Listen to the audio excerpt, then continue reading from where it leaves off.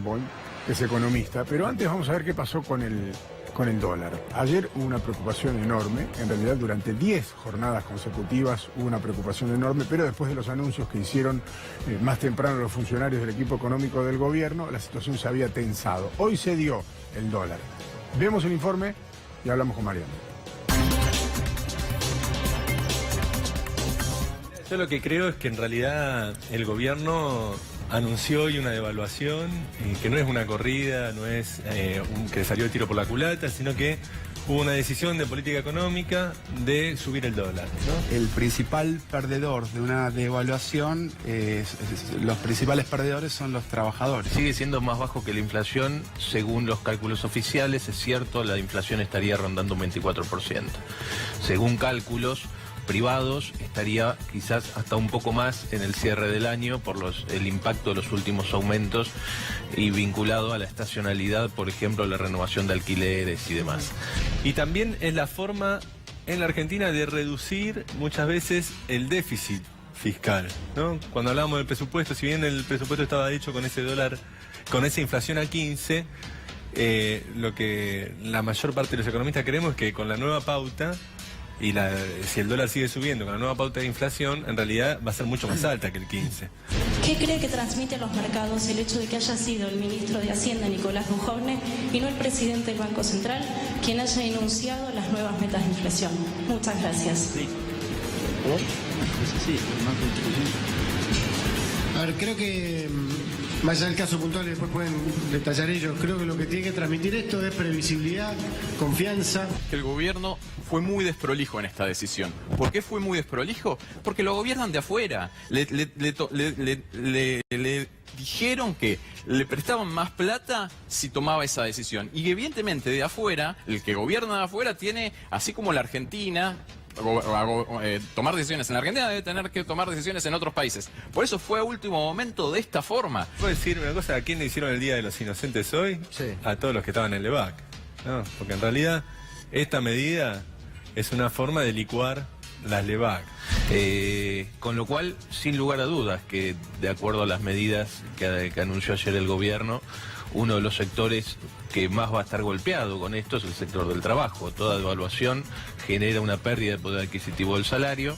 Entonces esto va a generar que la recaudación suba y que los gastos que están nominalmente fijados en el presupuesto en peso van a valer menos. Creo que lo más importante que ayer quedó de la fotografía del gabinete económico es que evidentemente el gobierno no logra encontrar una alternativa para resolver el problema principal que tienen hoy los argentinos, que es, entre otros, la inflación, ¿no? Me parece que está tomando medidas tratando de equilibrar el problema inflacionario, tratando de encontrar una alternativa al déficit fiscal que es histórico. Hoy bajó un poco, pero bueno, ya se consolidó una mini devaluación en estos días.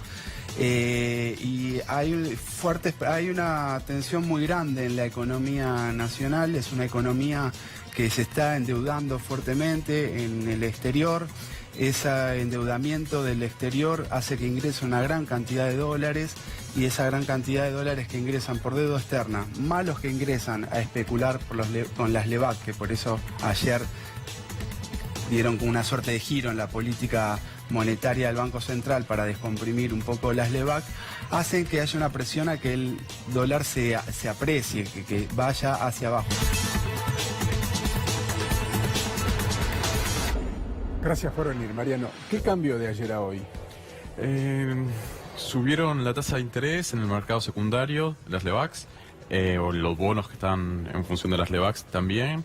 Eso dio una señal a los operadores y seguramente también alguna articulación entre el gobierno y algunos operadores financieros, fondos de inversión, agroexportadores.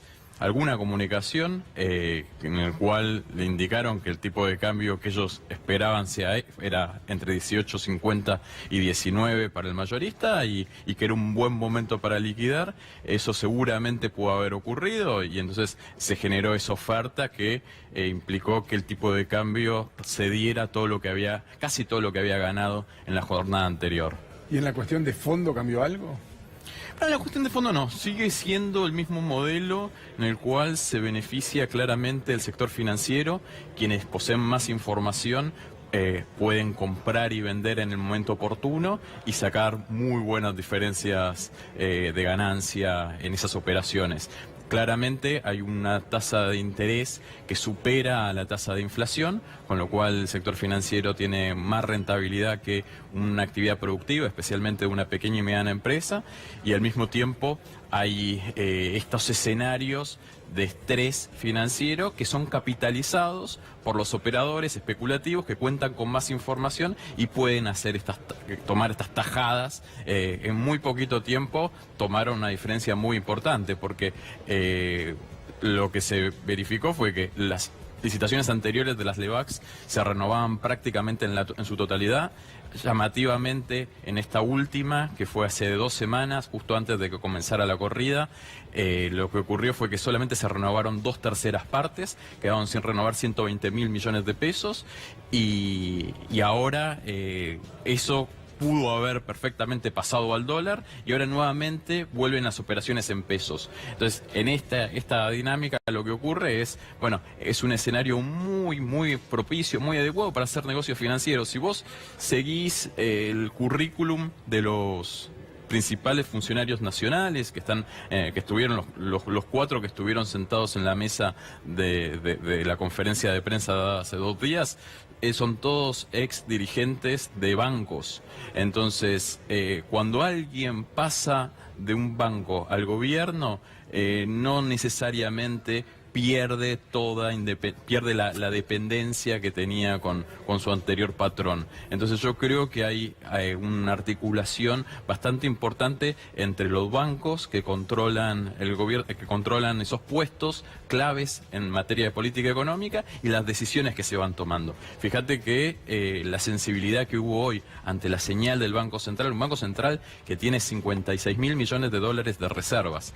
Esto significa que ante cualquier decisión que toma, rápidamente los mercados van a actuar en ese sentido. No es, por ejemplo, el Banco Central de los últimos años del kirchnerismo, que tenía en torno de 25.000 millones de dólares de reservas, que estaba mucho más debilitado. Este tiene muchas más reservas, a pesar de que en el mediano plazo la situación es muy frágil, fundamentalmente porque el déficit de comercio exterior de la Argentina, de intercambio comercial en general, no solamente la balanza comercial, sino la cuenta corriente de la balanza de pagos, está acumulando el déficit más grande desde el año 1981. En relación al Producto Bruto Interno, va a superar 5 puntos del PBI. Esto significa que es un desequilibrio muy grande que está teniendo la Argentina con el resto del mundo. Importamos más bienes, servicios, pagamos intereses de deuda de lo que genera la Argentina. Esto obliga al gobierno nacional a estar endeudándose. Entonces es un proceso en el cual en el mediano plazo se puede ir sosteniendo, en el largo plazo realmente es muy delicado. ¿Es una devaluación? Fue una devaluación, sí, claramente. El tipo de cambio se modificó no de forma abrupta, como estamos acostumbrados acá en la Argentina, que tuvimos la salida del cepo, la liberalización cambiaria de diciembre de 2015, donde el tipo de cambio el dólar había subido casi un 50% en una semana. Estamos acostumbrados a ese tipo de estrés. Esto fue en 10 días, aumentó un 8% el valor del dólar. Seguramente la contrapartida, además de esta situación, es más presión aún a la inflación, mayores aumentos de precios, que combinado con los aumentos de las tarifas implica un escenario muy difícil para los hogares. Ahí quería ir. Más allá de la macroeconomía, esto se va a trasladar obviamente a los precios de góndola. Por supuesto. El dólar corre todos los precios automáticamente. A ver, ya hubo un precio que se modificó incluso antes de la devaluación, que fueron los combustibles. Ahí, evidentemente, también hay una conexión entre el poder político y las empresas petroleras. Aumentaron las tarifas en una proporción parecida a la devaluación. Lo hicieron antes de la devaluación de las PASO, de las pre-PASO, y lo volvieron a hacer ahora. 2 oportunidades. Eso fue directo como consecuencia de la modificación de la paridad cambiaria. Esa es una. Y después todos los productos que Argentina necesita importar, algunos medicamentos, maquinarias, bienes de capital, piezas para las máquinas, herramientas, insumos intermedios para la producción, materias primas que no se producen en la Argentina, bueno, tienen cotización en moneda extranjera, en dólares. Entonces, si aumenta el dólar, aumenta, medido en pesos, esos precios también. Y obviamente los comercializadores de estos productos quieren tener márgenes de comercialización también dolarizados. Entonces, aumenta casi en la misma proporción. Cuando aumenta el dólar, aumentan los productos que Argentina necesita importar. También los productos que Argentina exporta, como los aceites, las harinas, los panificados, los productos de la canasta básica. También cuando hay una devaluación, el que exporta puede obtener mayor cantidad de pesos en el mercado externo, porque el dólar aumenta su cotización. Entonces, cuando liquida sus exportaciones, el Banco Central le otorga más pesos. Entonces, en el mercado interno quiere obtener el mismo nivel de rentabilidad. Entonces, también hay un traslado a precios. Y esto es observado por los grandes operadores que no necesariamente compiten internacionalmente, que no quieren perder participación en el presupuesto de los hogares. Entonces, en ese sentido, si tienen poder de mercado, van a aumentar los precios. La diferencia de esta devaluación con la devaluación, por ejemplo, de 2014, básicamente, en ese momento, el pass-through, como decimos los economistas, este impacto sobre los precios, en ese momento fue mucho más nocivo. Esta vez quizás no sea tan fuerte porque el poder adquisitivo de los trabajadores, de los jubilados, de los pensionados, está mucho más limitado. Si las grandes empresas aumentan los precios, van a perder ventas. ¿Por qué? Porque lamentablemente el poder adquisitivo de la población en 2016 cayó entre un 6 y un 7%. Este año está prácticamente empatado al nivel de 2016. Quiere decir que está nuevamente entre un 6 y un 7% por debajo del nivel de 2015. Entonces, los traslados a precios van a estar acotados por eso. Un productor, por ejemplo, de calzado, de marroquinería, de confecciones, de vestimenta, no va a tener la misma capacidad para trasladar sus aumentos de costos a los precios. La materia prima, el cuero, por ejemplo, que requiere la industria del calzado, está en dólares. Los contratos que se firman entre proveedores y clientes se firman en dólares, a la cotización oficial del dólar. La operación se realiza en pesos, pero esa es la cotización del dólar oficial. Lo mismo ocurre en la industria siderúrgica, en la industria del algodón, en la industria del aluminio. Todos los proveedores de insumos básicos tienen sus cotizaciones pactadas en dólares, en moneda dura. Los alquileres para las grandes empresas también se fijan en dólares. Hay muchos contratos en la economía argentina que se fijan en dólares. Entonces, cuando aumenta el dólar, lamentablemente tenemos un rebote inflacionario. Y es por eso que el gobierno nacional ha tenido que sincerar, por lo menos en parte, su meta inflacionaria del 10 al 15%. Seguramente tampoco van a cumplir el 15%, pero no va a ser el error, no va a ser tan burdo. Pensá que en 2016 el error, habían dicho que la inflación iba a ser entre el 20 y el 25 y la inflación fue el 41. En 2017 habían dicho una inflación entre el 12 y el 17 y va a estar próxima al 25%. El margen de error fue muy grosero en los 2 años que gobernó Cambiemos.